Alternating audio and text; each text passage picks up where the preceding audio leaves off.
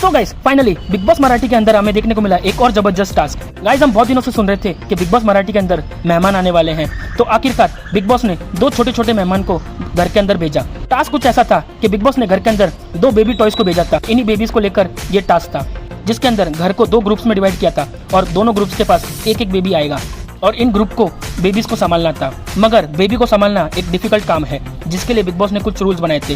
Rules कुछ ऐसे थे कि दोनों बेबी एक रूम के अंदर नहीं रह सकते, दोनों बेबीज को अलग अलग रूम में रखना पड़ेगा और जिस भी रूम में बेबी रहेगा और अगर उस रूम के अंदर बेबी के रोने की आवाज़ आएगी तो उस ग्रुप को टास्क परफॉर्म करना था। अगर बेबी पहली बार रोता है तो यानी कि उसका डायपर चेंज करने का टाइम आ गया है, जिसके बाद फिर ग्रुप में से एक कंटेस्टेंट स्विमिंग पूल में जाकर नहाएगा और फ्रेश होकर फिर बेबी की लंगोट चेंज करेगा।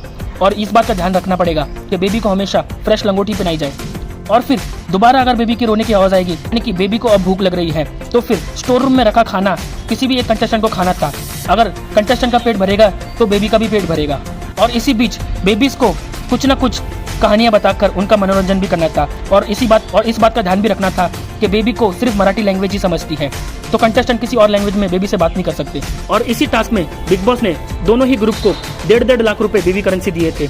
और अगर जितनी गलती घर वाले करेंगे एक एक गलती के लिए 5-5 हज़ार बेबी करेंसी माइनस हो जाएंगी। जिसके बाद फिर दो टीम्स को डिवाइड किया और टीम ए में थे निक्की, जानवी, वैभव, एरिना, सूरज, घनश्याम और अरबाज।